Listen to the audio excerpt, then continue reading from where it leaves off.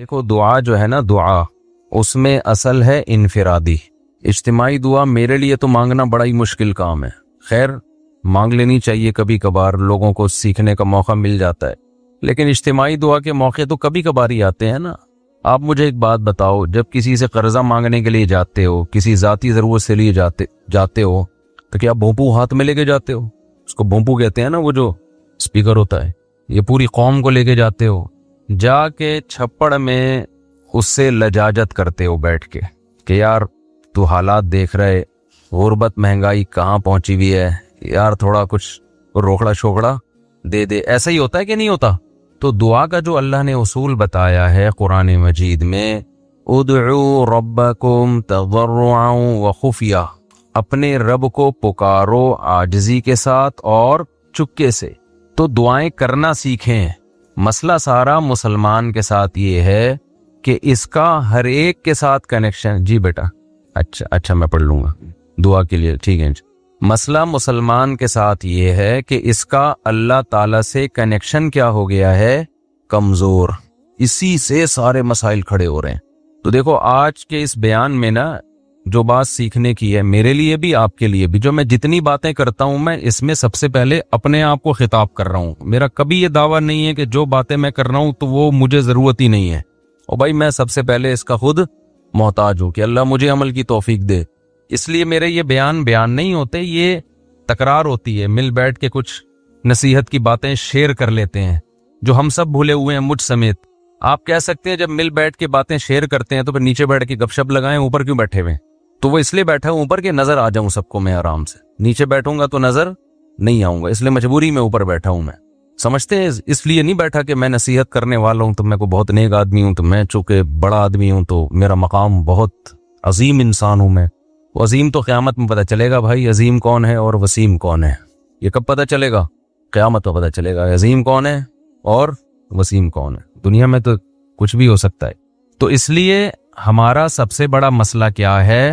آج جو depression, stress, بیماریاں، پریشانیاں، ناکامیاں اور ٹینشنیں، ان کی بڑی وجہ یہ ہے کہ ہمارا اللہ سے کنیکشن کیا ہو گیا ہے؟ کمزور. بعض لوگوں کا تو بالکل ہی ختم ہو گیا ہے. اور اللہ نے جو ہمیں عبادتیں دی ہیں نا، تراویح کی عبادت، رمضان کی عبادت، ذکر اذکار کی عبادت، حج کی عبادت، عمرے کی عبادت، دعا کی عبادت، صدقات و خیرات کی عبادت، ان سب کا مقصد اللہ سے تعلق پیدا کرنا ہے. آج سب کچھ ہو رہا ہے مگر اللہ سے تعلق نہیں ہو رہا. یہ بڑا مسئلہ ہے. دیکھو ہمارے ایک دوست تھے، ان کے ہاں اللہ تعالیٰ معاف فرمائے کوئی واقعہ ہوا گھر میں خودکشی کا. بے روزگاری کی وجہ سے کسی نوجوان نے خودکشی کی.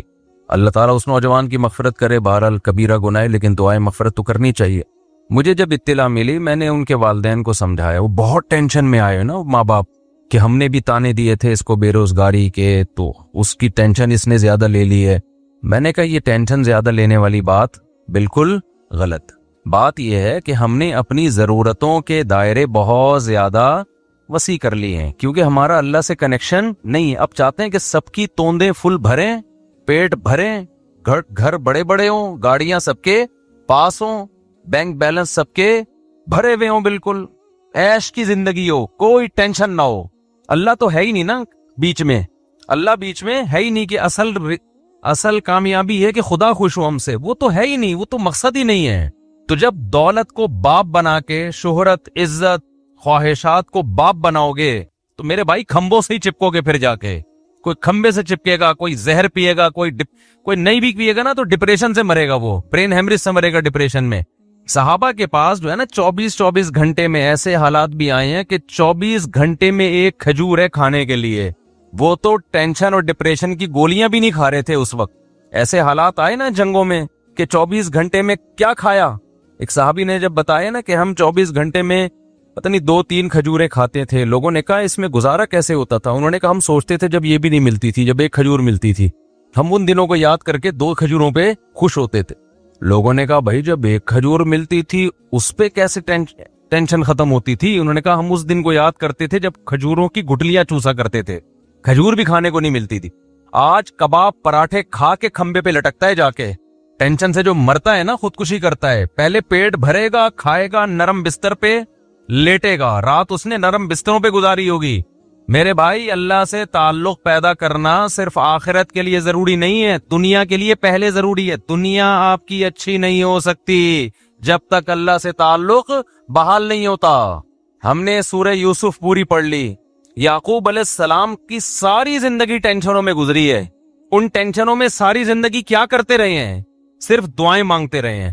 حالانکہ دعائیں بظاہر قبول ہوتی ہوئی نظر بولو نہیں آ رہی. دعائیں قبول ہی نہیں ہو رہی ہیں بظاہر. یہ کیسی قبولیت ہے بھائی دعا کی؟ جب اللہ نے ایک خوبصورت بیٹا دیا, اس کو خواب آیا, خواب سے لگا کہ یہ پیغمبر بنے گا, تو یعقوب علیہ السلام نے اسی وقت سے دعائیں مانگنا شروع کر دی. اے اللہ, اس کو زمین کا لوگوں کا امام بنا. جو تو نے نعمت کی ہے نا میرے دادا ابراہیم پر, اے اللہ وہ نعمت مکمل کر میرے بیٹے یوسف کے ذریعے, اس کو بھی نبی بنا. اس وقت سے دعائیں مانگی ہوں گی کہ نہیں مانگی ہوں گی؟ نظر بد سے بچنے کے لیے بھی دعائیں مانگی ہوں گی. بہت خوبصورت بیٹا تھا, اے اللہ اسے حاسدوں کے حسد سے بچا. مانگی ہوں گی کہ نہیں مانگی ہوں گی؟ بھائی بولو کیا ہو گیا؟ یہ دعا بھی مانگی, اے اللہ اسے حاسدوں کے حسد سے بچا. اتنا خوبصورت بیٹا ہے یہ, اتنا نیک بچہ ہے یہ, لیکن ساری کام بظاہر کیا ہو رہے ہیں؟ الٹے. حسد بھی کھا رہی ہے, بھائیوں نے اٹھا کے کنویں میں ڈال دیا, اور باپ کی نظروں سے اوجھل. تو کیا کہا ہے یعقوب علیہ السلام نے کہ میں خودکشی کروں گا, میرا بیٹا کہاں ہے بھائی؟ تم نے جو کرتا لا کے دیا مجھے جس پہ جھوٹا خون لگا ہوا ہے, یہ جھوٹ بول رہے ہو, اور پھر مسلسل ڈپریشن ٹینشن میں جاتے جاتے بالآخر خدا نخواستہ کوئی خیال آیا ان کے دل میں خودکشی کا. وہ کیا کر رہے ہیں بھائی؟ فصبر جمیل. میں کیا کروں گا بھائی؟ صبر, کیونکہ میرے پاس تو کوئی تحقیق کا ذریعہ بھی نہیں ہے کہ تم سچ کہہ رہے ہو کہ جھوٹ کہہ رہے ہو. دعا بظاہر قبول ہونے کے بجائے کیا ہو رہی ہے؟ رد ہو رہی ہے. کوئی مایوسی کی بات نہیں کی یعقوب علیہ السلام نے. اے اللہ, میں تجھ سے کیا مانگ رہا تھا اور تو میرے ساتھ کیا کر رہا ہے؟ تو مجھے ٹینشنیں دے رہا ہے, مجھ سے کیا گناہ ہوا ہے؟ اور ایسا بھی نہیں کیا یعقوب علیہ السلام نے روحانی علاج والوں سے رابطہ کیا ہو, بے شرم لوگوں سے, کیونکہ یہ بڑے بے شرم ہیں. اچھے گھر جادو ٹونے کے نام پہ ان بے شرموں نے تباہ کیے ہیں. جادو ہے, ٹونا ہے, فلانا ہے, ڈمکانا ہے, جو اصل کام کرنے کا ہے اس سے یہ کیا کر دیتے ہیں؟ آپ کو ہٹا دیتے ہیں. یعقوب علیہ السلام اللہ سے کیا کر رہے ہیں؟ دعائیں مانگ رہے. وہ دعا کیسے قبول ہو رہی ہے؟ یوسف علیہ السلام مصر میں بجائے کنویں سے نکلنے کے مصر کے بازاروں میں بول لو نا کیا ہو گیا, فروخت ہو رہے ہیں. پھر دوسرا بیٹا بھی گیا تھوڑے دنوں کے بعد, ایک ملنے کے بجائے بنیامین بھی چلا گیا. رو رہے ہیں, جو غیر اختیاری چیز ہے, رو رہے ہیں, غیر اختیاری ہے نا. تو بچوں نے کیا کہا کہ آپ ابھی تک یوسف کو یاد کر کے رو رہے ہیں؟ کیا فرمایا؟ انما اشکو بثی وحزنی الی اللہ. میں اپنے غم کس کے سامنے بیان کرتا ہوں؟ اللہ کے سامنے. اللہ کے سامنے تو بیان کیا جائے گا غم. وَأَعْلَمُ مِنَ اللَّهِ مَا لَا تَعْلَمُونَ. میں اللہ کے بارے میں وہ کچھ جانتا ہوں جو تم نہیں جانتے. ناکامیوں کے نقشے میں کامیاب کرنا کس کا کام ہے؟ اللہ کا کام. مایوس نہیں ہوں, جو ہو رہا ہے میرے حق میں بہتر ہو رہا ہے, اگرچہ مجھے سمجھ میں نہیں آ رہا. کچھ تصور نہیں تھا نا بادشاہ بنا کے اللہ ملائے گا. ان کے مسائل خدا کی قسم ہمارے مسائل سے کئی گنا زیادہ تھے. میں مانتا ہوں بے روزگاری ہے, مہنگائی ہے, پھر بھی پراٹھے کھا رہے ہیں لوگ اس مہنگائی میں بھی, پھر بھی زیادہ کھا کے مر رہے ہیں, کم کھا کے نہیں مر رہے لوگ. اور جو کم کھانے والے ہیں, جو واقعی غریب ہیں, ان کے یہ مسائل بھی نہیں ہیں, انہیں صبر آ رہا ہے. زیادہ تر عیش پرست لوگ ہیں جن کو صبر نہیں آتا. تو یہ سارے مسائل کس کی وجہ سے میرے بھائی؟ اللہ سے تعلق نہ ہونے کی وجہ سے. حضرت مولانا شرف علی تھانوی رحمہ اللہ نے بڑی پیاری بات لکھی. ایک مرید نے نا ان کو لکھ کے دیا کہ مجھ سے گناہ نہیں چھوٹتا, گناہ کرتا ہوں توبہ کرتا ہوں, گناہ کرتا ہوں توبہ چھوٹ نہیں رہا. حضرت توبہ کر کر کے تھک گیا. انہوں نے فرمایا کرتے رہو, اس توبہ کی وجہ سے تعلق تو بحال ہے نا اللہ کا. چلو محبت کا تعلق نہیں, معذرت کا تعلق تو ہے, ایکسکیوز کا تعلق تو ہے. نہیں آئی میرا خیال ہے بات سمجھ میں. ایک تعلق ہوتا ہے اطاعت کا تعلق, فرما برداری کا تعلق. اصل تو یہ تعلق ہے کہ آپ اللہ کے فرما بردار بن کے رہیں. اور ایک تعلق ہوتا ہے فرما بردار نہیں ہے لیکن معذرت کر رہا ہے بار بار, تعلق تو ہے نا. اور ایک ہے کہ تعلق ہی نہیں ہے, نہ اطاعت کر رہا ہے نہ اللہ سے معافیا مانگ رہا ہے. آج مسلمان کا بہت بڑا مسئلہ کیا ہے کہ اللہ کو اس نے اپنی ڈکشنری سے نکالا, اب چند رسومات میں تو اللہ رہ گیا ہے, چند رسومات میں. لیکن ایسا مضبوط تعلق نہیں ہے کہ یہ اللہ آپ کو ڈپریشن سے نجات دے دے, یہ اللہ آپ کی ٹینشنیں دور کر. دیکھو جب آپ ٹینشن میں ہوتے, کوئی محبوب دوست مل کے آپ کے ساتھ ٹینشن شیئر کر لے تو آپ کو خوشی ہوتی ہے نا, آپ کہتے ہیں یار تمہاری وجہ سے میرا غم کیا ہو گیا ہے, ہلکا ہو گیا ہے. تو اللہ کی وجہ سے غم ہلکا کیوں نہیں ہو رہا؟ اس کا مطلب اللہ دوست ہی نہیں ہے, تعلق ہی نہیں ہے اللہ سے. تو خوب سمجھ لو رمضان اللہ نے کیوں دیا؟ اللہ سے تعلق پیدا کرنے کے لیے. جتنی عبادتیں ہیں بھائی تم اللہ سے کوئی دوستی لگاؤ, راز و نیاز کیا کرو اللہ تعالیٰ سے. تو اللہ سے جو دوستی ہے نا اور تعلق ہے, اس میں سب سے زیادہ پاورفل چیز کیا ہے؟ وہ ہے دعا. آج میں نے دیکھا ہے لوگ نماز پڑھ لیتے ہیں کسی نہ کسی درجے میں, تلاوت کر لیتے ہیں کسی نہ کسی درجے میں, صدقات و خیرات بھی ٹوٹے ویسے تو نہیں ہو رہے جیسے ہونے چاہیے, لیکن چلو ٹوٹے پھوٹے صدقات و خیرات بھی ہو جاتے ہیں, عمرہ بھی کر لیتے ہیں, پیسہ اللہ دے دے, حج بھی کر لیتے ہیں.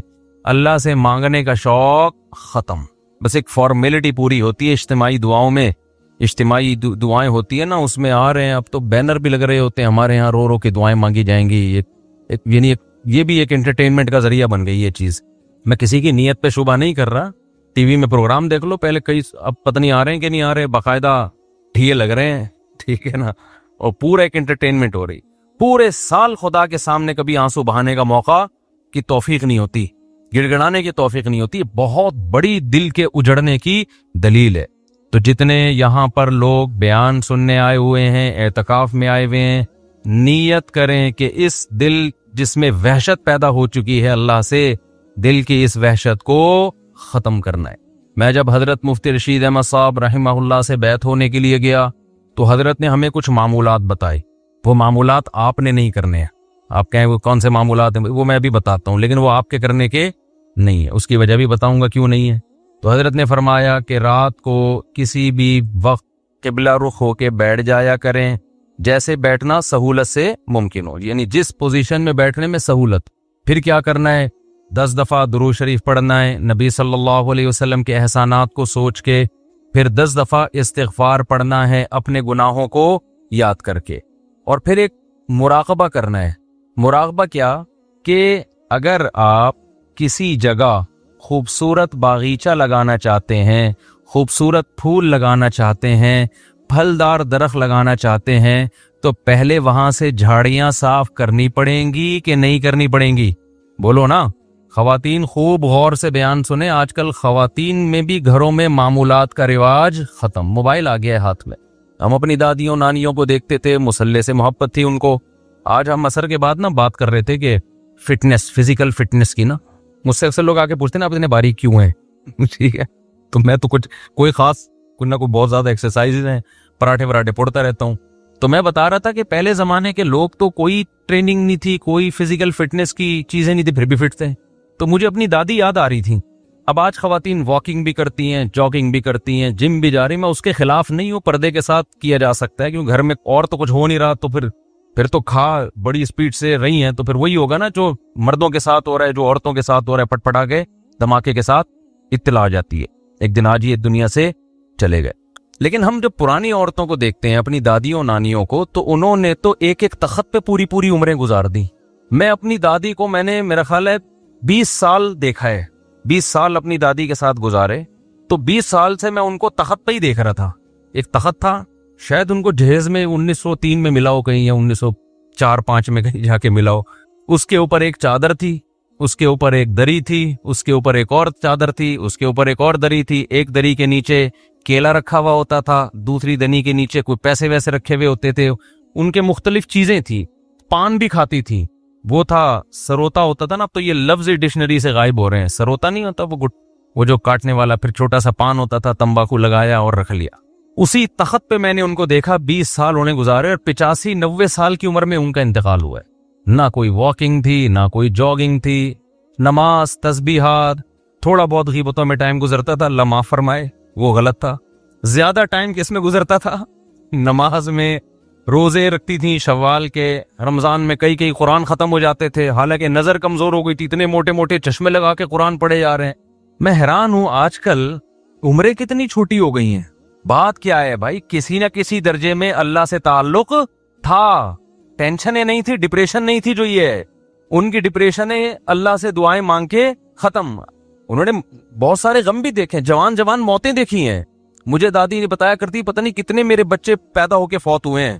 آج عورت کا ایک بچہ فوت ہو جائے نا, اتنا شور شرابہ, اتنا رونا پیٹنا چیخنا کہ شوہر کا دل کرتا ہے کہ وہ بھی فوت ہو جائے, اتنی ٹینشن ہوتی ہے اس کو.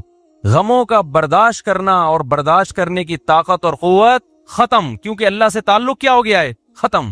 پہلے بڑے آرام سے ایک جملہ, بھائی ما قدر اللہ, یہ دیا, یہ اولاد دی اللہ نے, لینے والا کون ہے, وہ بھی اللہ, اس کی مرضی لے لی. تھوڑا بہت روئے, اس کے بعد نارمل. تو وہ میں واقعہ سنا رہا تھا نا, ہمارے حضرت فرمایا کرتے تھے کہ یہ سوچا کریں 10 دفعہ درود شریف پڑھا, 10 دفعہ استغفار, اس کے بعد تھوڑی دیر مراقبہ وہ نہیں جو مراقبے سینٹر کھلے ہوئے ہیں تو ٹوپی ڈرامہ پتہ نہیں کیا کیا گھما رہے ہوتے ہیں, کوئی کشف کرامت وغیرہ چیزیں دکھا رہے ہوتے ہیں.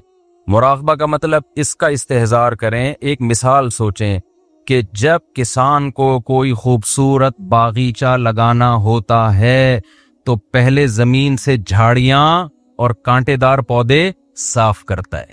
ایسا ہی نہیں لا کے کاشتکاری کر دی جاتی اچھی چیزوں کے لیے. جھاڑیاں اور خاردار پودے لگانے کے لیے ٹریکٹر چلانے کی ضرورت نہیں ہے, وہ خود بخود اگ جاتے ہیں.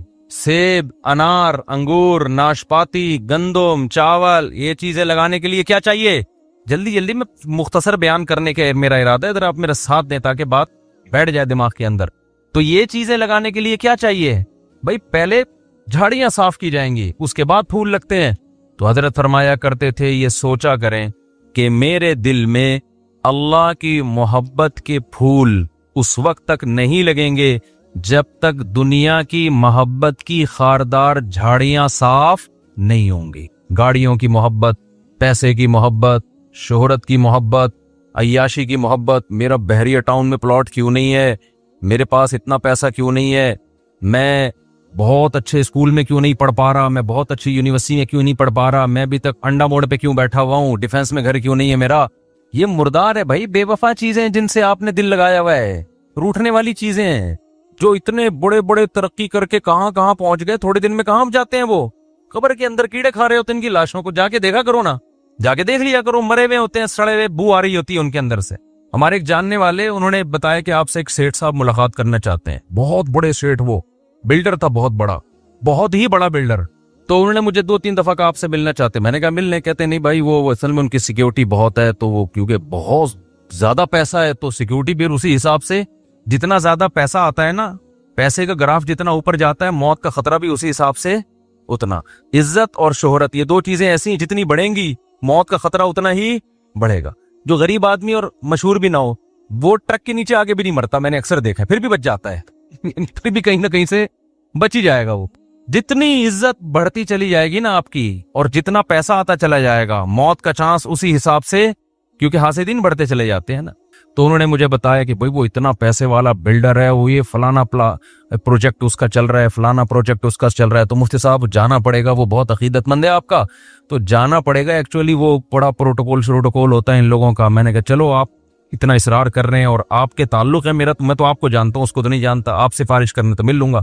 تھوڑے دن میں انہوں نے مجھے بتایا کہ بھائی اس کا انتقال ہو گیا. کیا ہو گیا بولو؟ انتقال. میں نے کہا بھائی کل پرسوں تو ملاقات کی باتیں ہو رہی تھی. انہوں نے کہا بس وہ ہارٹ اٹیک ہوا اور دار فانی سے ہمیشہ کے لیے چلے. اب اتنا بڑا آدمی, ہارٹ اٹیک اتنے آرام سے ہوتا نہیں ہے. یہ ہم غریبوں والے حساب نہیں ہوتے. ان کے cholesterol level, lipid profile, blood pressure, مشینیں ان کے ساتھ ساتھ چلتی ہیں.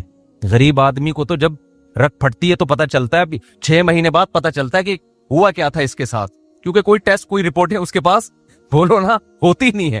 گٹکے کھا کے منہ کے کینسر کو بھی چلاتے رہتے ہیں کئی سال تک. یہ گٹکے بھی غیر معیاری ہیں نا ان کے. تو یہ جو اتنا مالدار آدمی, اچانک سے اس کی موت ہو گئی, تو آپ کا کیا خیال ہے, یہ اچانک ہو گئی ہوگی؟ بھائی ان کو تو رپورٹیں ان کے پاس ہوتی ہیں, شوگر چیک کرنے کی مشینیں ہر وقت, 2-4 ڈاکٹر ہر وقت. پھر بھی اللہ بتاتا ہے جب موت کا وقت آتا ہے, سیکنڈوں کے اندر موت دیتا ہوں میں. میں اکثر ایک مثال میں, بیان میں ایک مثال دیتا ہوں. دیکھو جتنے بھی پیغمبر دنیا سے گئے, سے ہمیں یہی پتا چلتا ہے کہ جیسے نارمل کسی کی موت ہوتی ہے, بیمار ہوتے ہیں, بستر پہ جاتے ہیں, کچھ وقت کے بعد ان کی ڈیتھ ہو جاتی ہے. ہمارے نبی صلی اللہ علیہ وسلم کے ساتھ بھی ایسا ہوا. آپ کو بخار ہوا, چند دن بخار چلا, پھر اسی میں آپ صلی اللہ علیہ وسلم کی وفات ہوئی. لیکن سلیمان علیہ السلام کی وفات کا واقعہ بڑا عجیب ہے.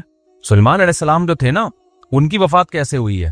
اللہ نے سلیمان علیہ السلام کو اتنی بڑی حکومت دی, تخت ان کے تابع بنا دیا, ہوائیں ان کے تابع کر دی, 100 بیویاں معذرت کے ساتھ.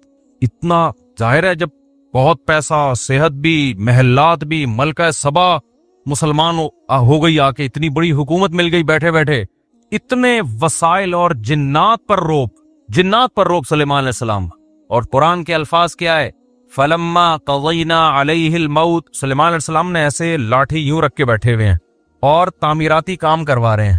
یہ جو احرام مصر ہے نا, کوئی بھروسہ نہیں ہے جنات نے بنایا, کیونکہ یہ عجائب دنیا کا ایک عجوبہ اسی وجہ سے ہے کہ سائنسدان اور ماہرین حیران ہیں کہ یہ بغیر جوڑ کے اتنی بڑی بڑی اینٹیں کون سی کرینوں نے لا کے یہاں رکھی ہیں.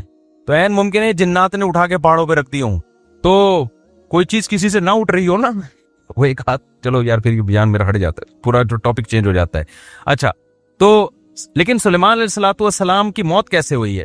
لاٹھی زمین پہ اور ایسے روپ کے ساتھ کرسی سے ٹیک لگا کے بیٹھے ہوئے اپنی نگرانی میں کام کروا رہے ہیں.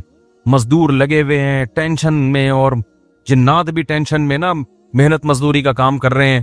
قرآن کہتا ہے فلما قضینا علیہ الموت, ہم نے وہیں بیٹھے بیٹھے سلیمان کی روح کو قبض کر لیا. انبیاء کے ساتھ معاملہ یہ ہوتا ہے کہ موت کے بعد پیغمبروں کا جسم خراب نہیں ہوتا, نہ ان کے جسم میں ذرہ برابر بھی کوئی تبدیلی آتی ہے. بالکل موت کے بعد ایسے لگتے ہیں جیسے زندہ ہیں, کوئی ان کے چہرے پہ تبدیلی نہیں آتی.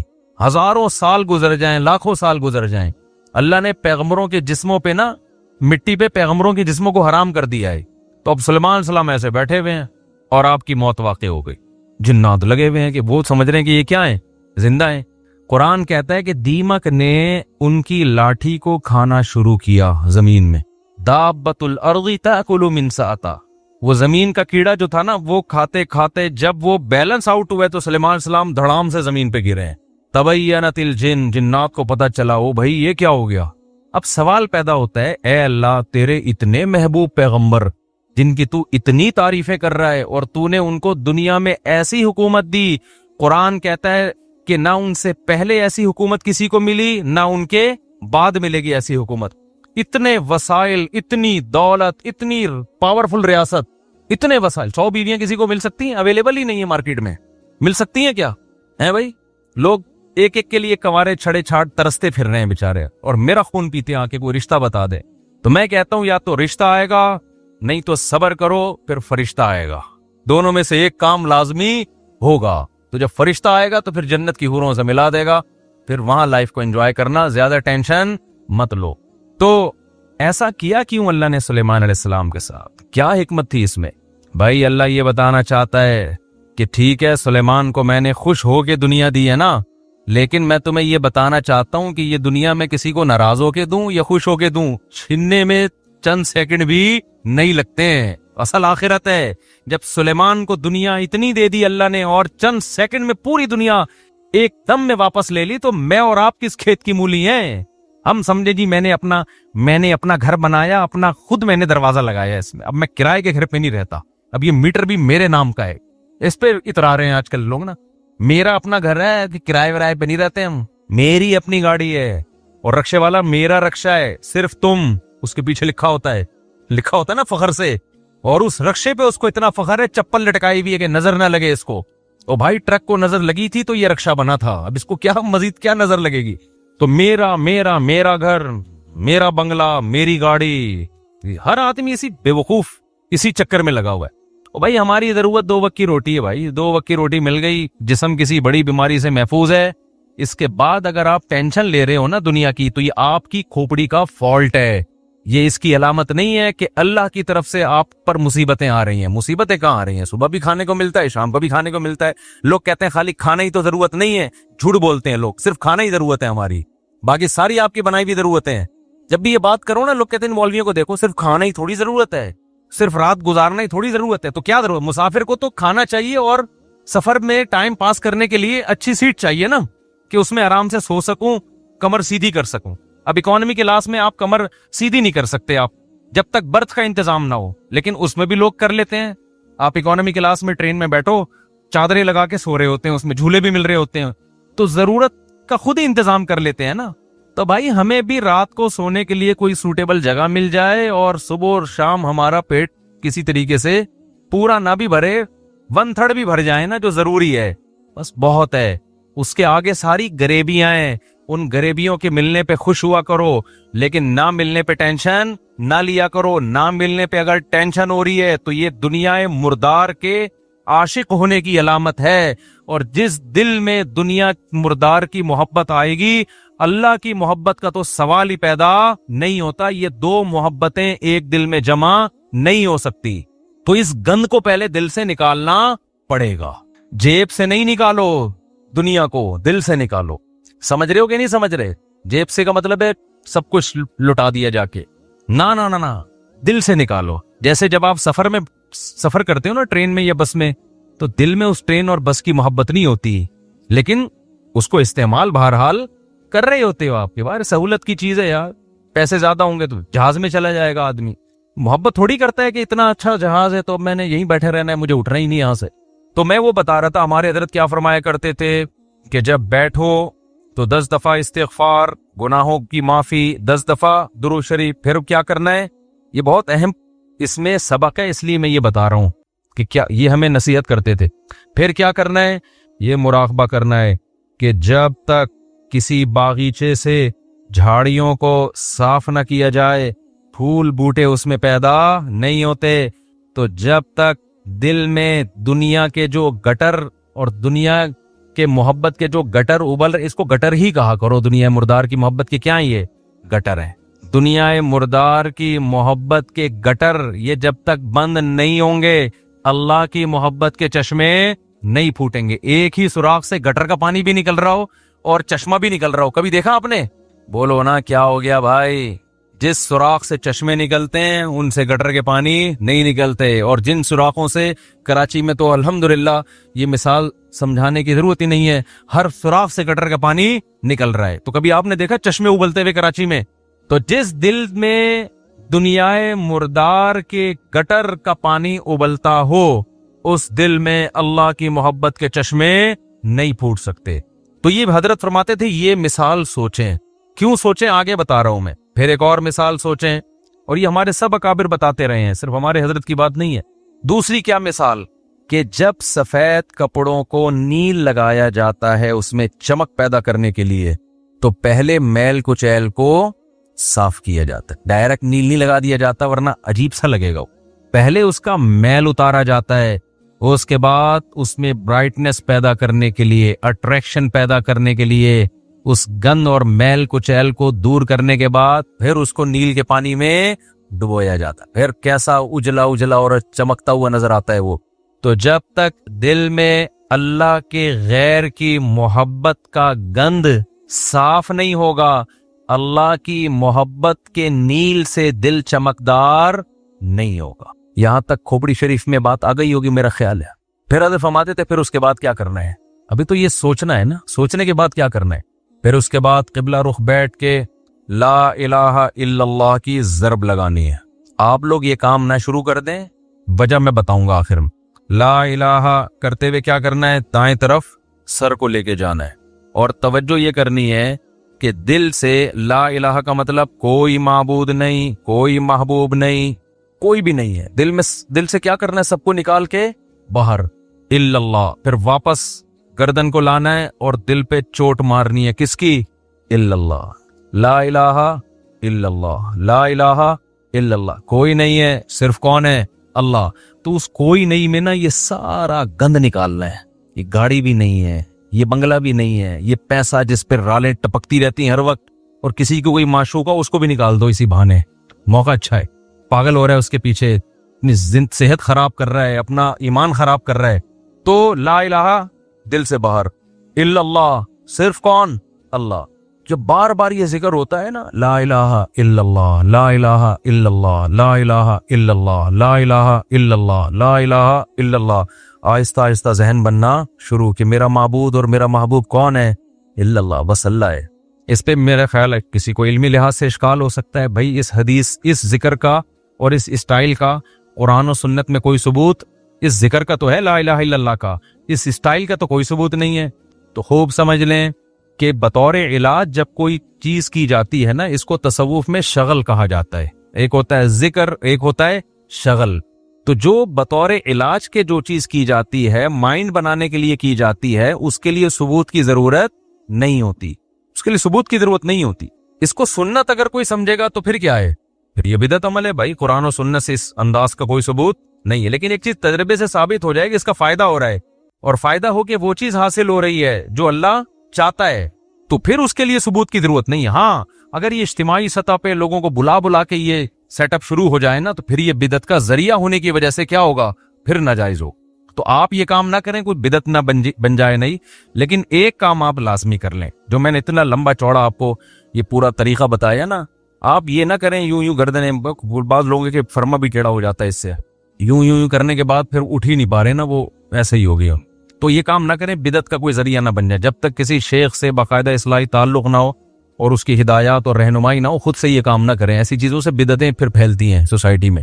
تو آپ نے کیا کرنا ہے؟ اللہ سے تعلق بحال کرنا ہے نا، تو اس کے میں طریقے بتا رہا ہوں. آپ روزانہ صبح اور شام میں لا الہ الا اللہ کے ذکر کا معمول بنانا ہے. 10 دفعہ کم سے. دیکھو تبلیغ والے تسبیح بتاتے ہیں، تیسرا کلمہ 100 دفعہ، 100 دفعہ استغفار، 100 دفعہ درود شریف، صبح بھی اور شام بھی. اصل تو یہ ہے، کیونکہ تیسرے کلمے لا الہ الا اللہ خود بخود آ گیا ہے. میں اس سے بھی آسان پیکیج بتا رہا ہوں. اصل تو وہ ہے جو تبلیغ والے بتاتے ہیں. میں کیا بتا رہا ہوں اس سے بھی کہ یار وہ نہیں ہوتا تو لا الہ الا اللہ ہی بیچ میں سے نکال لو نا، اسی کا وظیفہ پڑھ لو، اسی کو پابندی سے پڑھ لو. تو جتنے یہاں مرد اور خواتین آج بیان سننے کے لیے آئے ہیں، آج سے عزم کریں کہ ہم نے روزانہ کم سے کم 100 مرتبہ صبح اور 100 مرتبہ شام لا الہ الا اللہ کا ورد کرنا ہے. اچھا، ذکر میں اصل یہ ہے کہ آہستہ آواز سے کیا جائے. جہرن ذکر کو شریعت نے پسند نہیں کیا، لیکن اگر دل لگانے کے لیے معنی اور مفہوم کا تصور دماغ میں بٹھانے کے لیے کوئی ہلکی آواز سے جہر کر لیتا ہے، ہلکی آواز سے، بہت شور شرابہ نہ ہو، تو اس میں بھی کوئی حرج نہیں ہے. تو آپ نے کیا کرنا ہے؟ یہ 2 مثالیں صبح سوچنی ہے. صبح کے وقت کر لیں اور شام کے وقت کر لیں.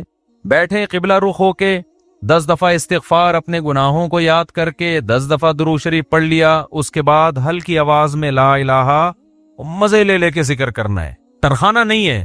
100 دفعہ نہیں ہو رہا نا، 50 دفعہ کر لو. وہ کام جو تھوڑا ہو، پابندی کے ساتھ ہو. اللہ کو زیادہ محبوب ہے اس کام سے جو بہت زیادہ ہو لیکن اس کی پابندی نہ ہو. تو کیا کرنا ہے؟ ہلکی آواز سے لا الہ الا اللہ، لا الہ الا اللہ. اور تصور کوئی نہیں ہے. لا الہ کا مطلب اللہ قرآن میں کہتے ہیں افرأیت من اتخذ الہہ ہواہ. تم نے ایسے لوگ دیکھے جن کا معبود ان کی خواہشات ہیں، خواہشات کو اپنا خدا بنایا ہوا ہے. تو لا الہ میں آپ نے کیا تصور؟ میری خواہشات میرا خدا نہیں.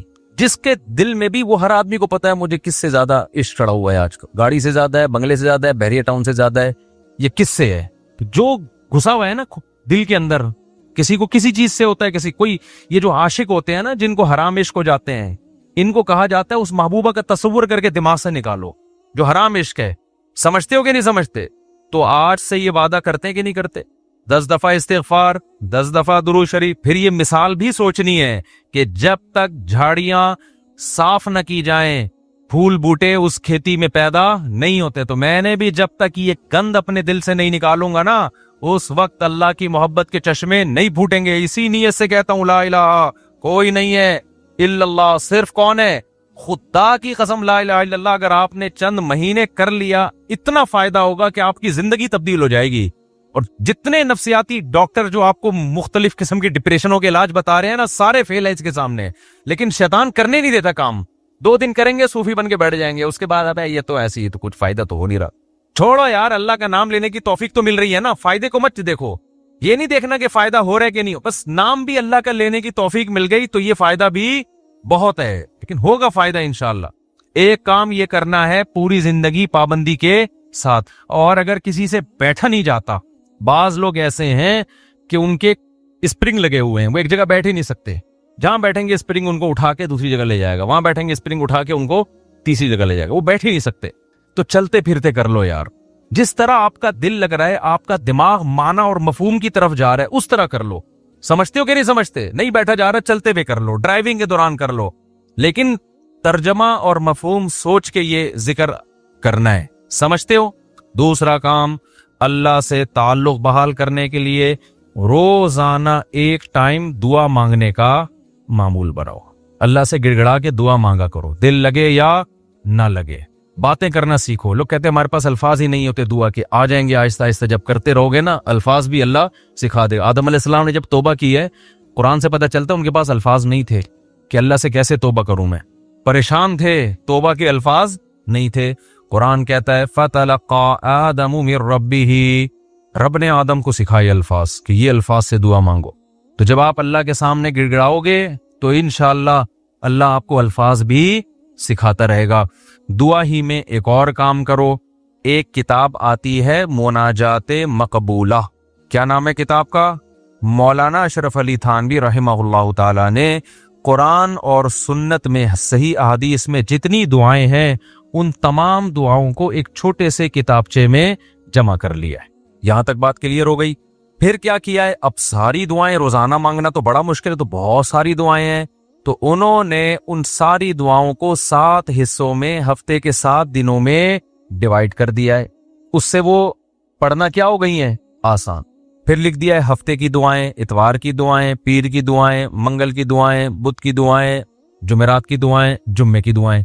तो जहां जुम्मे की दुआ स्टॉप हो रही है वहीं स्टॉप कर दो, क्योंकि अब जो मुनाजाते मकबूला मिल रही है उसमें फिर लोगों ने अपनी गरीबियां भी बहुत आगे लगा दी हैं। तो आपने यहां, मेरा ख्याल है मैंने साथियों से कहा था रखवाएं मुनाजाते मकबूला। ये कोई बिजनेस नहीं है, पता चला मुफ्ती साहब मंजन बेचने, अपनी किताबें बेच बगैर प्रॉफिट के, यहां मेरा ख्याल है मिल जाएंगे। है बे, तो मैंने बोला था सबके लिए लेकर आओ, बस ये तो अल्लाह इन सबको हिदायत दे। कल से मैं चीख रहा हूं कि लोग ज्यादा होंगे, मुनाजाते मकबूला बहुत ज्यादा तादाद में होनी चाहिए ताकि सब लोग खरीदें। जी चलें, आप यहाँ 150 होंगे इतकाफ वालों के लिए, लेकिन किसी को फ्री फोकट में नहीं देना है। फ्री वाला काम हमेशा उसका कोई फायदा नहीं होता, पैसे खर्च करके लेनी है, वो कोई प्रॉफिट नहीं है। तो बाकी लोग बिनौरी टाउन से भी मिलती है, हर जगह से मिल जाती है, ठीक है ना। वो किताब खवातीन भी रखें, मर्द हजरात भी घर में रखें, उससे फायदा क्या होगा? वैसे अलग से भी दुआ हाथ उठा के अख्पल तरीके से मांगे, रटे रटे अल्फाज ना हो, आपके अपने अल्फाज हो।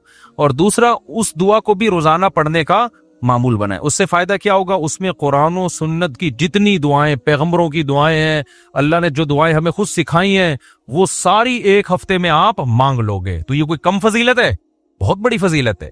और फिर एक और खानदानी फायदा होगा, जब आप वो पाबंदी से पढ़ने का मामूल बनाओगे ना, तो 6-7 महीने, साल के बाद जाके वो सारी दुआएं आपको याद होना शुरू हो जाए। एक वक्त आएगा आपके सीने में दुआओं का बहुत बड़ा जखीरा होगा। तो मामूल बनाओगे कि नहीं बनाओगे? मुनाजाते मकबूला खरीदें। इसका ये मतलब नहीं कि अलग से दुआएं नहीं, वो अलग से मांगनी है। कितने काम हो गए? 3 काम। चौथा काम दुआ, वो तो मैं पहले बता चुका हूं, ये तीसरे काम में आ गया। चौथा काम आपने क्या करना है? रोजाना कम से कम 1 पारे की तिलावत करनी है।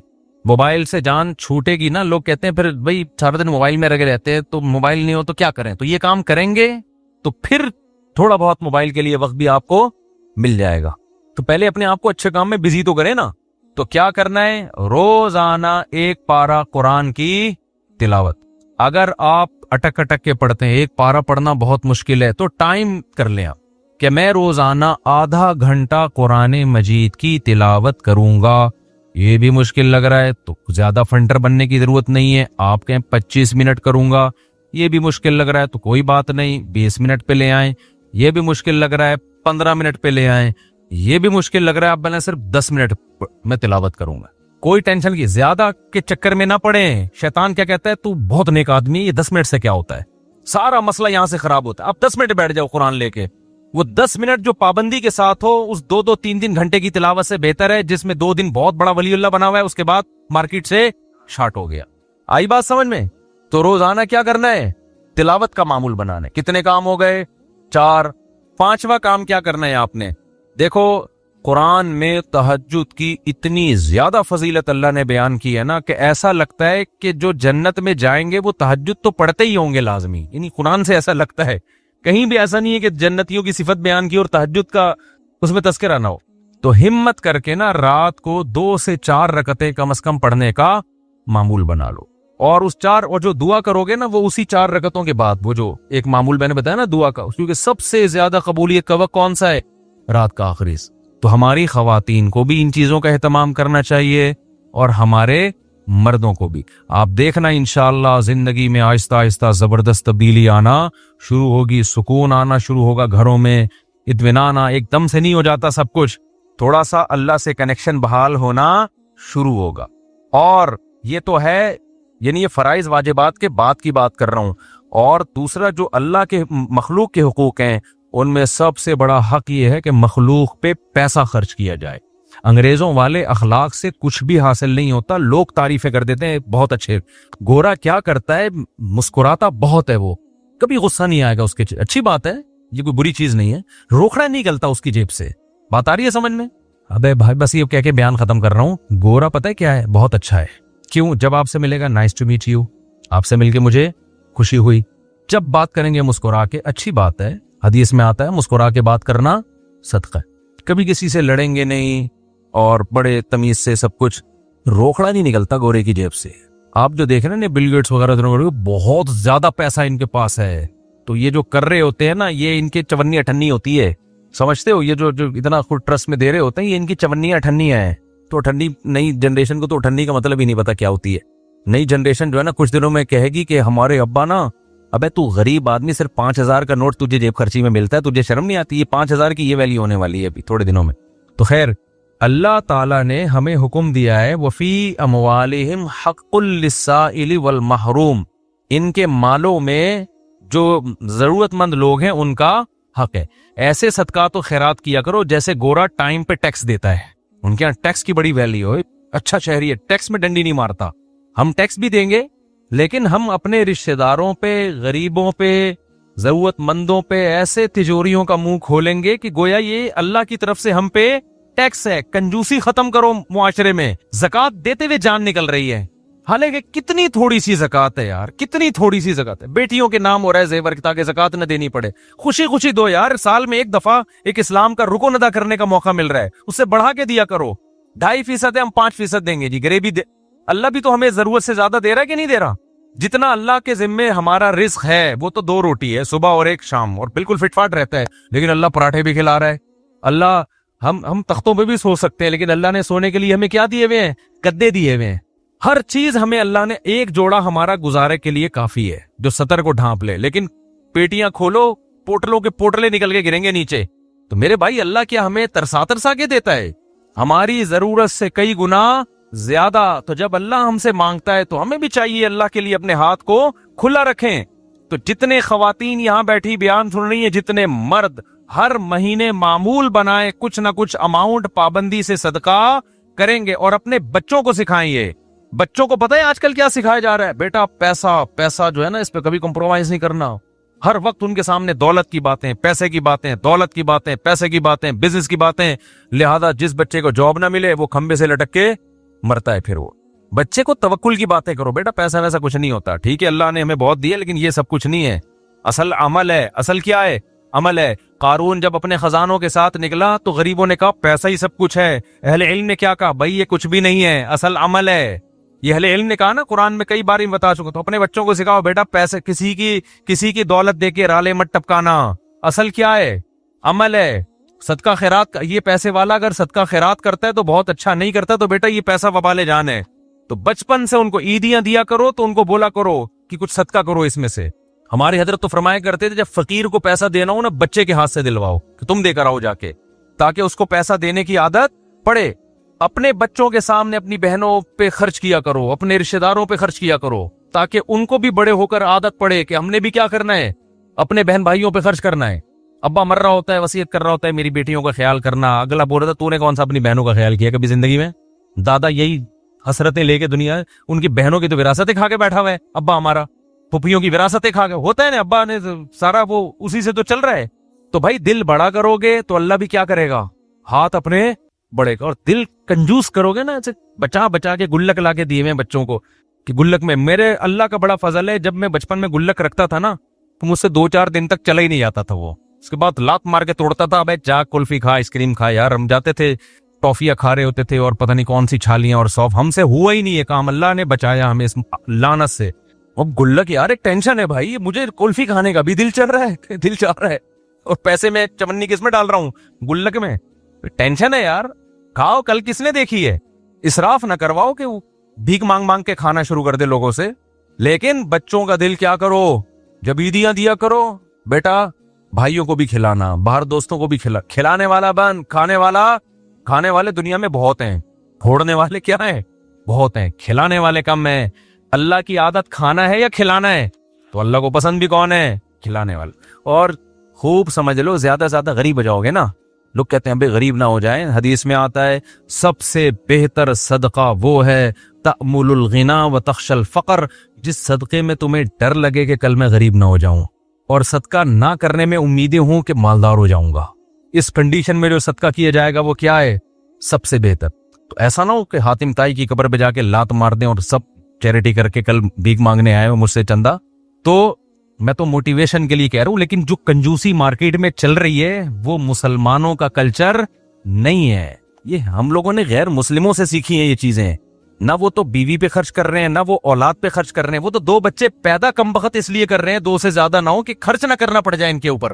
तो जिस कमबख्त की ये सोचो कि अपनी औलाद के लिए, औलाद पैदा करने के लिए तैयार ना हो कि खर्च करना पड़ेगा, उनसे क्या सखावत की उम्मीदें लगाओगे भाई आप। वो आपको सखावत सिखाएंगे। खर्च करने का सबसे बेहतरीन महल तो माँ बाप और औलाद हैं, इन्हीं के लिए तो इंसान कमाता है। कोई बात नहीं, पैदा होंगे खिलाएंगे, कोई बात नहीं। और बच्चे कहे ना कि अब्बा खाने को रोटी नहीं है, बेटा रोटी जरूरी नहीं है, अल्लाह पेट जरूरत का, हमारे नबी को तो 40 साल से रोटी नहीं मिलती थी। कोई जरूरी नहीं है, जितनी जरूरी है उतनी अल्लाह दे देता है, बाकी अल्लाह ज्यादा दे रहा है तो शुक्र अदा करो, नहीं दे रहा तो क्या करो। आज लोग कहते हैं गुर्बत की वजह से ना लोग डिप्रेशन में जा रहे हैं, खुदकुशियां हो रही हैं। भाई गुर्बत की वजह से नहीं, तरबियत ना होने की वजह से हो रहा है ये। पहले भी गरीब होते थे, लेकिन माएं सिखाती थी, बाप सिखाते थे, बेटा आज रोटी है ठीक है, और नहीं है तो क्या है, सबर करो। मैं एक वाकया सुना के बस बयान को समेटता हूं। एक बुजुर्ग का वाकया है कि उनके पास ना एक तालिब इल्म पढ़ा करता था। पहले जमाने में क्योंकि वसाइल बहुत कम होते थे दीनी मदरसों के पास, तलबा बहुत से भूख में पड़ते थे। तो एक तालिब इल्म था, वो अब कभी मदरसे में रोटी मिल रही है, कभी नहीं मिल रही। तो वो बुजुर्ग थे, वो भी उसी के साथ जब भूखे रहते, जब रोटी है तो ठीक है, भूखे नहीं है तो खा लिया, चलो जी रोटी है तो खा लिया। इमाम अबू यूसुफ जो इमाम अबू हनीफा के शागिर्द है ना, पता नहीं कितने साल इन्होंने सिर्फ दही और सूखी रोटी पे गुजारा किया है, फिर जाके इल्म हासिल किया है। अगर इस तरह के उनको तरबियत दी जाती कि कामयाब वो है जो पराठे फोड़ रहा है और ये खा रहा है, तो वो तो अबू यूसुफ थोड़ी बनते। फिर वो काजिल क़ुज़ा इस्लामी दुनिया के जो सबसे पहले मुसलमान जज थे ना, सबसे बड़ी आबादी पे, वो इमाम अबू हनीफा के शागिर्द अबू यूसुफ रहमतुल्लाह अलैह थे। वो पेड़े खा के नहीं बने हैं, वो सूखी रोटियां खा के। मौलाना तारिक जमील साहब की आज लोग ऐशो इशरत देखते हैं, कई कई महीने उबले हुए चावलों पे गुजारा किया है। तो वो जो बुजुर्ग थे ना, उनके शागिर्द ने क्या कहा, जब खाना होता ना तो वो खिला देते, जब खाना नहीं होता तो वो बुजुर्ग कहते कि बेटा आज हम अल्लाह के मेहमान हैं, आज हम क्या हैं, आज अल्लाह खिलाएगा। मतलब है कि कोई खाने का इंतजाम, अल्लाह खिलाएगा का ये मतलब होता है कि कोई इंतजाम, बस अल्लाह तसल्लियां देगा, यानी सब्र की तौफीक दे। तो वैसे ही होता है। एक दिन वो बेचारा बैठा हुआ, तो उन बुजुर्ग उसने पूछा कि खाना है, उन्होंने कहा हाँ है। तो वो तालिब इल्म रोने लगा। ये तरबियत की बात बता रहा हूँ आपको, आजकल ये तरबियत नहीं है। तो बुजुर्ग ने कहा बेटा आज तो खाना है, आज तुम रो क्यों रहे हो। उन्होंने कहा कि उस्ताद जी आप जब ये कहते थे ना आज हम अल्लाह के मेहमान हैं, इसमें जो लज्जत थी वो खाना खाने में नहीं थी, क्योंकि आज अल्लाह के लिए जब सब्र करना पड़ता है तो इसका अपना मजा है ना। रोजे में भी तो हम भूखे प्यासे रहते हैं, लेकिन इसका एक लुत्फ है। ये किसके लिए रहते हैं, ये अल्लाह के लिए रहते हैं। वैसे कोई हमें भूखा प्यासा अगर हम रह के, तो डॉक्टर कह के थक गए, कम खाओ, कम को मानता है, खुद डॉक्टर नहीं मानता अपनी बात। इधर मैं बैठा हुआ था, मैं तलबा को ना यहाँ लड़कों को समझा रहा था, देखो बिरयानी या शरियानी यानी फोड़ा करो, एक्चुअली हमारी डाइट ये होनी। मैं बहुत जबरदस्त खाना आया, मैंने भी फोड़ दी बैठ के। मुझे खुद याद नहीं था कि मैं अभी थोड़ी देर पहले नसीहतें क्या कर रहा था, अभी परसों की बात है। तो ये मुझे कहने लगे आप तो समझा रहे थे ये खाओ। मैंने कहा भाई उस तकरीर को अलग रख, खाने के बाद दोबारा हम उस पर डिस्कस, अभी भूख लग रही है, फोड़ने थे। तो भाई जो समझा रहा होता है वो भी फोड़ता है, डॉक्टर खुद फोड़ रहे होते हैं। लेकिन कैसे अल्लाह के कहने पर यार अल्लाह हमें तौफीक देता है, पूरा महीना खाना पीना ऐसा जाम होता है, एक कतरा हलक में पानी का नहीं उतरता। ये खुदा के हुक्म के बगैर मुमकिन नहीं है। तो इसका अपना एक सुकून है, एक लज्जत है इसमें। اور ٹینشن تھوڑی اتنی انسان پال سکتا ہے، اس میں ایک خاص لذت ہے کہ کس کے لیے ہے، یہ اللہ کے لیے ہے۔